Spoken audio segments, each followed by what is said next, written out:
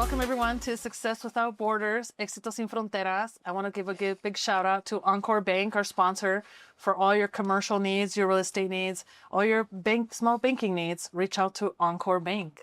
Today we have Hayden Hallatt, right? With Radio Ready Studios. Yes. Ooh, I got it. Yeah, thanks so much for having me. Perfect. Thank you for coming all the way up from downtown Denver.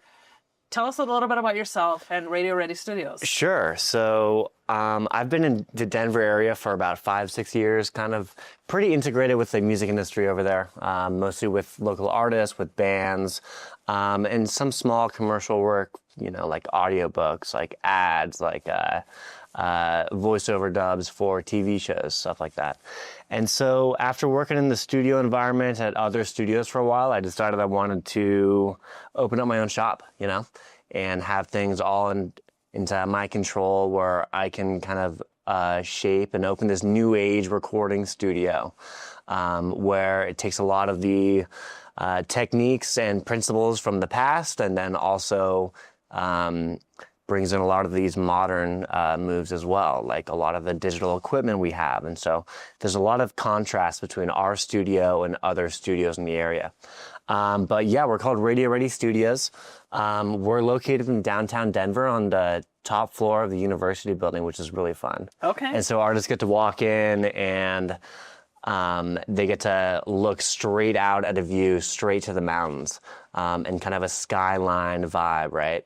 A lot of vintage aesthetic in there, a lot of orange and dark wood colors, you know what I mean? So it's a really vibey spot. Okay, we're going to have to check it out. I know Luis, our reporter, has checked it out. So our next interview, we said, we're going to do it there. Yep, deal. You said you've been in Denver for the last 5 to 6 years. Where are you originally from? So originally I'm from the Bay Area in California, a town called Novato. So it's about 20 minutes north of the Golden Gate Bridge. Okay. And I always was into music, always been a songwriter. I've been writing songs since I was in the 7th grade, and I'm 24 now. So, you know, I'm really glad that I actually had that experience and that knowledge prior to recording, but I never thought that I was going to actually end up in the studios, right?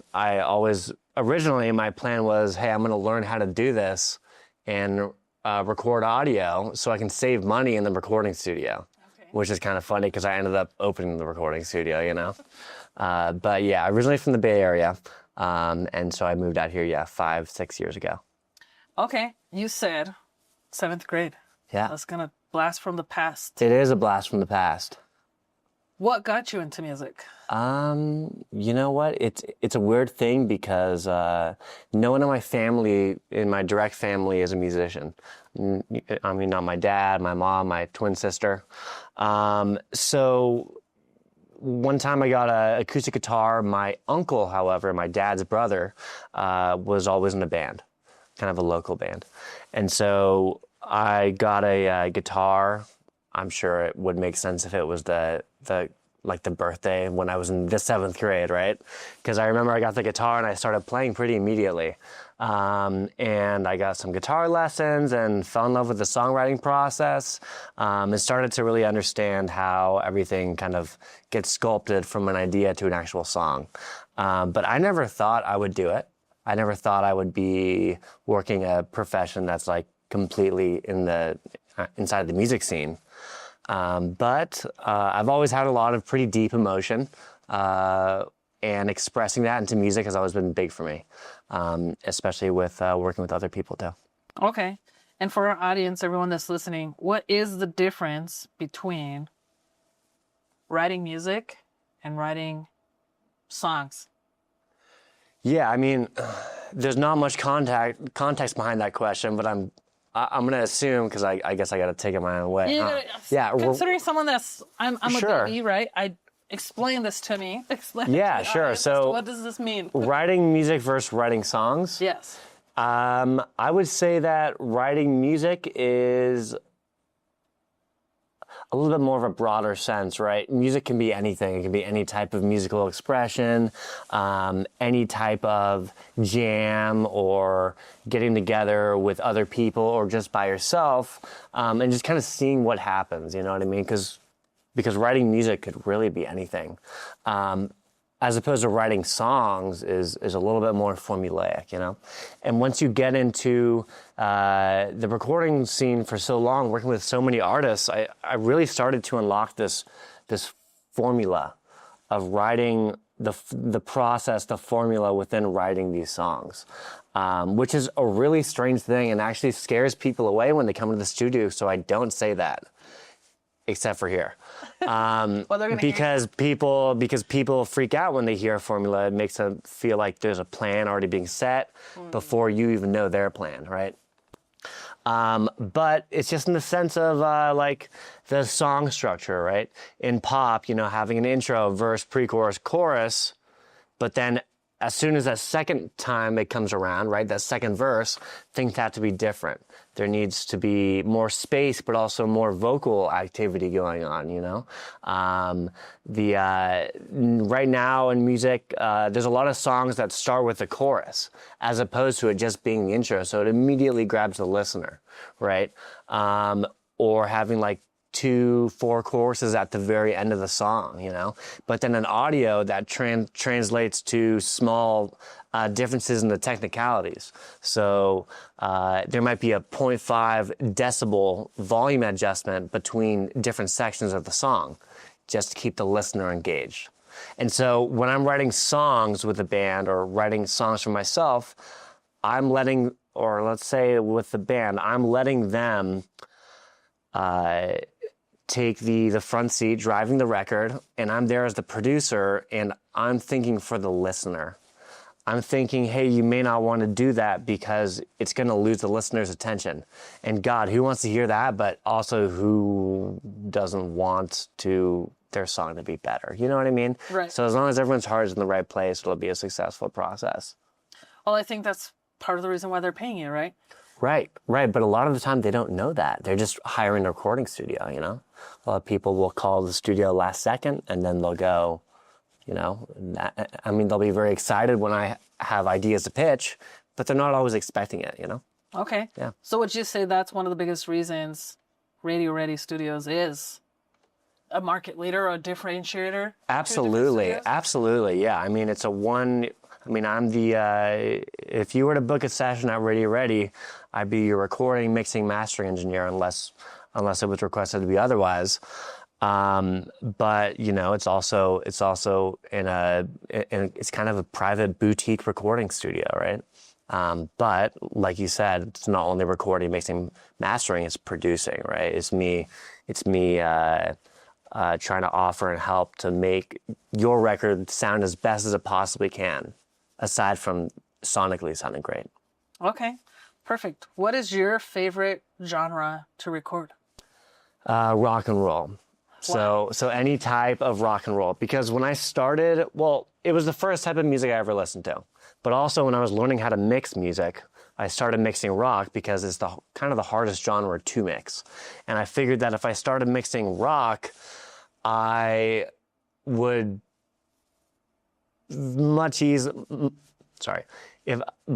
if I started mixing rock, I would be able to kind of uncover other genres a lot easier. So like with rock, the bounces and the punch and the rhythm is so intense that if I can get that locked in, then like an R&B record is a lot more simple.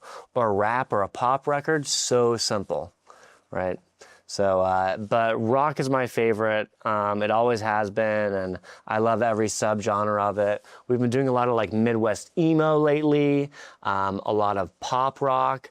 My favorite is like kind of any kind of indie pop rock, any kind of like 90s or early 2000s driven newer music. I love that stuff. Perfect. Well, you said no one in your immediate family, right? Twin sister, right? Parents, artists. What is their take on your career now? That's a good question. And it's kind of a loaded question too, because it's very risky starting your own business, and it's very risky making it a recording studio too. It's typically not a business structure that is cut out to comfortably provide you income or enough money to even exist. So that's also a kind of a big part of how this studio is kind of new age, a little bit different, right? Like when you think of a recording studio, you think of a huge room with multiple rooms and wood rooms and $500,000 recording console. But they do say that behind every studio is a rich guy, because who can run that kind of operation without working with a major label and be able to pay their rent, right? So typically they kind of own the building. Whereas Radio Ready is a commercial office unit. It actually used to be an HR office unit. You couldn't tell now because it's really decked out and a lot different. But our overhead is very small, right? And so it's a little bit less risky, sure. But going back to what you said about, what my family, what my friends and family think about this, I mean, as long as they understand it, they seem to be pretty stoked, But if you don't ask enough questions, it sounds pretty risky, and it sounds, it just sounds risky, What was their take when you said, I'm leaving California, I'm going to Colorado? What was their feedback? I think they saw it coming. I Yeah. think they saw it coming because I've been doing this profession for a while. They know that it's my passion. They know it's exactly what I love doing more than anything else. Mixing, recording, doing any aspect of pro audio in the studio.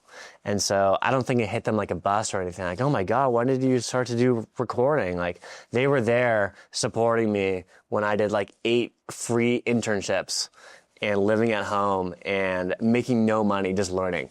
And I'd be at like this studio called Prairie Sun Recording Studios. God bless them. They closed down in Cotati, California, in Sonoma County. And I would literally leave at like 6 in the morning, or maybe 6 to 8 in the morning, get back at like 2 a.m. And they'd be like, what are you doing? Like, you're not making any money. But they didn't really know what was going on there. I was running around this huge studio with 3 different studios within it, trying to just soak up as much as I possibly could. And so very, very grateful for the support that my immediate family has given me so that I can kind of go for this high risk, high reward type of profession. You just said something that I love because I'm also a business coach. And I feel like people forget doing the internship, doing the buy-in to what you're doing. Right. And I see that big disconnect, right, with our youth now, where they get out of college or they go to high school or they just want to come in and get rewarded without doing the extra work. Would you agree? Yeah, I mean, it all depends on where your heart is. Because if you really love it, you'll do whatever it takes to be the best at it, right? So you know what I mean? You did it, right? Sure. What would you tell anyone that loves their career or loves an idea? Yeah. For you, it wasn't even a career at this point. It was an idea. It was a love for music. Right. What would you advise someone that wants to open a business, that wants to follow music, that wants to be a reporter? Sure. Yeah. If you have that super ambitious dream, you got to get yourself out there, Social media is absolutely huge right now, but you can never underestimate the power of being face to face with somebody and showing up to a job that someone else has that when you're trying to get that position one day. You can never underestimate going in there and shadowing them and seeing what it's really like. Because in audio school, you're learning all these techniques and theory and textbook, but you're not actually doing it. Maybe you're doing it, but you're not doing it like in a real life scenario, real world scenario. There's no pressure of the client, breathing down your neck while you're like, oh my God, like nothing is working, so there's so many real world scenarios, but also, in short, the most important thing is that, if you wanted to be a reporter, I don't know anything about this, and you studied and did everything you need to do to be a reporter and then became a reporter, you have no idea if you're going to like it. So if you want to be a reporter or an audio engineer or musician, whatever you want to be, go soak into the real world and shadow someone for a second and actually get a real environment to kind of exist in, to feel it out. Because, too many people, that I see nowadays are just, school, degree, internship, bam. And then 2 years later, they're working a completely different job or went back to school for a different career, So like, why not just test it out? Yeah. Put in the effort, right? Put in the work. And sometimes that work you do for free, but it's going to save you thousands in the future if you got an education. And also, thousands of dollars, but also like, the mental bandwidth that you have to use to make all those changes. And, it's a lot. That's perfect. Now, let's go back to the business side. Sure. You said opening a studio is risky. Yeah, absolutely. I feel like opening a business in general is risky. Right. So being in those shoes, coming to a new state, did you have people to support you here to start off, or did you just hit the road? So I basically hit the road running. It was almost very irresponsible the way that I shot off this business, because it was like literally like the odds were not in my favor at all. That's where the most successful businesses come from, right? Because you don't have that support, sure, and that backing, because your only option is to succeed. Right. I had my support. I had my parents in California, but I'm 24. It's not like it's not like I'm 18 anymore, right? Just living under their house. They're there for me to any kind of backpedal I need to take to assure me that I'm going to be all right, at the end of the day. And that is a huge stress that I appreciate. I'm taking off my shoulders, It doesn't mean that they're paying for the studio rent or anything like that, but they're always there supporting me with, positive feedback and everything. And the legitimacies of the business too. It's like I had to understand how all these things worked. Like from real estate to tours to real estate brokers to like triple net and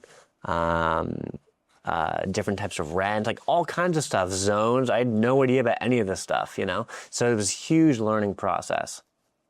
Perfect. So go out and learn and find great professionals to work with, right? Yeah, exactly. Perfect. Let me think. There's more questions for me to ask of you. You're good. We've already gone through a lot. Have you produced any of your own music? Do you have I have, yeah. Not a huge fan of shouting it out right now, but I can. It's up to you. Yeah. The Hayden Hallatt is my on Spotify. I released some songs earlier at the tail end of last year. But it's actually kind of went into a different direction than I was used to. Normally I do like more rock stuff, and these songs were kind of more acoustic, singer-songwriter, indie type of thing, very, very different, sounding. And so as the studio is getting a little bit more centered into its goals, and as we've been open for like 5-6 months, I'm able to kind of step back into the artist shoes and continue to work on my own stuff again. Okay. Which is really nice. Now I do have a question. See, as you speak, my brain loads. Sure, fair enough. And what is your take on AI? Oh, nice. Saw that coming. I guess, yeah. Did you see that coming? No, I didn't, but I should have. Wow, there are some AI albums out there that are blowing it up. What do you think? Yeah, the album itself is blowing it up, but there's no one behind it, If someone walks in the studio and is using AI for any part of their process aside from, automating captions and CapCut, I will drill into them respectfully, and it's their decision, and they got to do what they got to do. But I'll try my best to convince them to steer completely clear of using AI with music. Those two don't belong in the same sentence. At least AI and artists, right? It's more important that artists are not using AI. If a listener likes an AI song, then that's their deal. But I don't believe that music made by humans should have any correlation with AI. It's about expression. It's about emotion and your experience and your ideas, right? AI doesn't need to be there. Okay. Well, I like your answer because I agree, right? And a lot of AI says it doesn't have emotion. But it totally does. And I say says, right? Right. I mean, some of that AI slop, as they call it, is great, right? But that's scary. And that's why we, as artists and people in the music industry, need to steer clear from it, because we need to continue to support ourselves. Right. And make that conscious decision to not be using AI tools, to be, using our own art and our own thoughts and our own processes, But someone in the studio said something really interesting a little while ago. I forget who it was, but they were saying you can use AI for all this music stuff, but it's completely about the process, the journey of making the song, and the steps you have to take, and the artist development, and if you're using AI to do that, you're not getting a single piece of that. And you're just missing out on 80% of the whole thing. So at the end of the day, it's why even use AI, Okay. Well, tell us more about what they are missing out on. Yeah, sure. They're missing out about... What's that 80%? Yeah, that 80% is the battles, the ups and downs that comes with writing, recording, releasing music. It completely skips you out on collaborating with others. If you just use another form of ChatGPT instead of collaborating with a real person, you completely miss out on the mental steps that you start to subconsciously use to write music, so you're missing out on the only thing you're getting is the gratification. The only thing you're getting is the gratification, and that's just kind of greedy. Yeah, maybe I wouldn't say greedy, but it really just doesn't make sense unless you're in it just for the wrong reasons. And there's a lot of artists like that. There's a lot of artists that are just in it for the fame, and they will almost even admit that, chasing a persona or an amount of money or something like that, right? As opposed to being in it for what I believe is the right reason, expression and music as a whole. And them being able to get back from a long day of work and sit down and debrief writing a song on the guitar, as opposed to being oh my God, I have to be famous. Well, I think you're touching a point, and not only with artists, right? Because now we're in creator mode. Right. In creator world, I feel like a lot of people just do that in general, in social media or in doing anything, is they want just the fame, they want the applause, right? Right. And they want to say they're doing good things, but when that door closes, that all stays outside. Right. With that identity. It all says on the screen, right? Correct. It's a crazy thing, crazy times. So it's crazy that you're saying that, right? Because that applies to everything. It applies in business. Yeah, It applies you're to right. absolutely everything. It absolutely does. It absolutely does. Yeah. Yeah. It's like reading. I tell a lot of my clients, you're reading a book. And I've had clients that tell me, oh, I've read all the books in the world. You don't need to coach me on anything. I'm like, that's fine. They've read every single book. But they haven't taken away anything from that? Correct. Or they don't actually put it to work. They know the words, right? They know the words, kind of like, oh, I know the definition of gaslighting, but in turn you're gaslighting, right? It's the same That's funny. thing. So it's exactly what you're saying. You could read and you can use all this knowledge, all these tools, but at the end of the day, if you don't stop and actually embody them and actually take away from these things, and like you're saying, which I love that you said this, is, and I'm going to put it in my words, is we're losing the human connection to each other, and we don't collaborate anymore. And if we do collaborate, it is to continue with that fame and to get to that next step versus making it genuine collaboration. Sure. And that's that 80%, right? I agree with you. I agree with 100% of that. Sure. Well, do you have any famous artists you've done some? Right now there's a lot of big artists, there's small local artists that come in, there's well-known bands, there's, Denver's leading artists right now. So there's a lot of names, I'm not going to name drop because I don't want to leave anyone out, but, too many. It's way too many. A lot of fun things happening, our level of clientele, like increasing, and it's been a lot of fun so far. So I appreciate you having me. Well, I want to add that KUHS is going to be partnering up with you to do some commercial ads for our clients, and that's a service that we want to talk about, right? How can our clients benefit from working with your studio? Yeah, on a commercial level. Yeah, so regardless of what stage of the commercial project we're doing, you get to experience the sky-high views in downtown Denver. We get to work kind of one-on-one, professionally. There's no pressure. It's all fun, but it's all productive as possible as well. And so for any kind of client you have sending over, I can assure that it's going to be a very fun project and it's going to sound amazing. What are they going to get out of working with you? They might get a lot of experience. They might get a lot of cool tips. I do a lot of vocal production and delivery feedback with artists as well. And so they might come out of a session and be like, oh my gosh, I just learned something really cool about vocal technique and how one posture difference can change everything, and how important the headspace is, right? Because I'm used to working with artists and bringing out the best performance, and that translates to everything. So, in short term, for humans like us that have no idea what you just said, because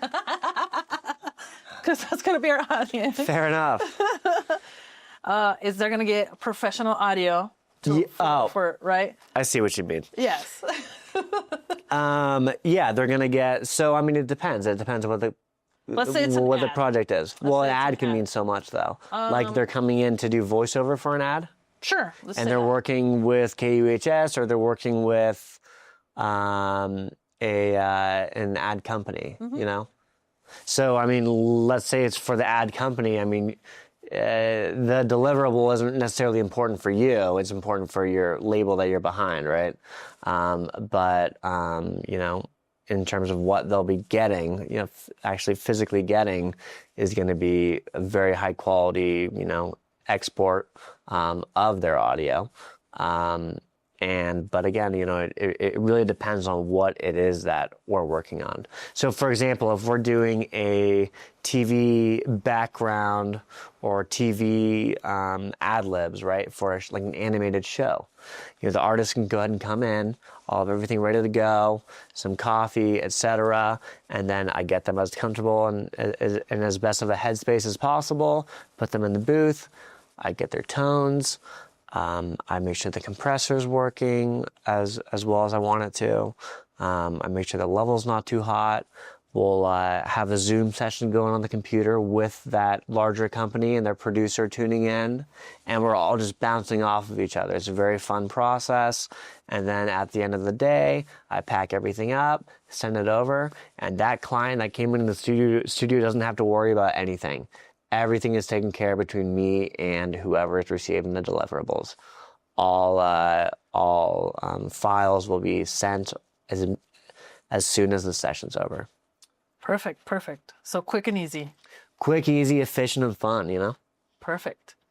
Anything else you would like to add? Yeah, I think the last thing I'd like to add is if you're an artist or anyone seeing this and you want to come by the studio, please reach out.